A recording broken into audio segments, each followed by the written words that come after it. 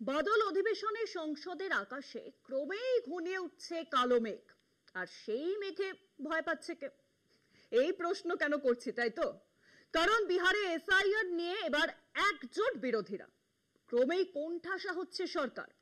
Voter তালিকার বিশেষ নিবিড় সংশোধনী অভিযান বন্ধের দাবিতে এবার এককাট্টা বিরোধীরা। সংসদের বাদল অধিবেশন শুক্রবারেও কার্যত অচল হয়ে পড়ে। ফলে গত 5 দিন ধরে সংসদের 2 কক্ষের অধিবেশনে প্রতি পদক্ষেপে সম্মুখীন হলো সরকার পক্ষ। অন্যদিকে অপারেশন সিঁদুর নিয়ে সংসদে আলোচনা হবে সোমবার থেকে।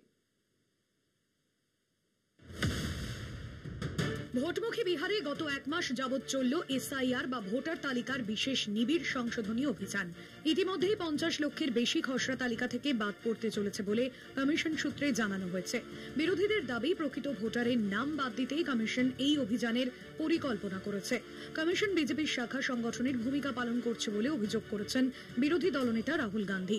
এই প্রশ্নে ইন্ডিয়ার সব শরিক এককাট্টা হয়ে শাসকের উপর চাপ বাড়িয়ে চলেছে। সংসদের বাদল অধিবেশন এদিন দফায় দফায় বিরোধী বিক্ষোভে উত্তাল হয়েছে। এসআইআর বিরোধিতা শুধুমাত্র বিহার নয়, গোটা দেশেই বিজেপি বিরোধী আন্দোলনের হাতিয়ার হয়ে গিয়েছে। শুক্রবার লোকসভা ও রাজ্যসভায় বিরোধী ঐক্যের সামনে শাসক এনডিএকে যথেষ্ট চাপে থাকতে দেখা গিয়েছে। আগামী সোমবার থেকে 2 কক্ষে অপারেশন সিঁদুর ও পেহেলগাম কাণ্ড নিয়ে আলোচনার জন্য বরাদ্দ করা হয়েছে। এর আগে এই ব্যাপারে সংসদের বিশেষ অধিবেশনের দাবি জানিয়েছিল বিরোধীরা। প্রধানমন্ত্রী নরেন্দ্র মোদী তাতে সায় দেননি। এখন দেখার অপারেশন সিঁদুর নিয়ে আলোচনায় অধিবেশন সুষ্ঠুভাবে চলে কিনা। কলকাতা টিভি।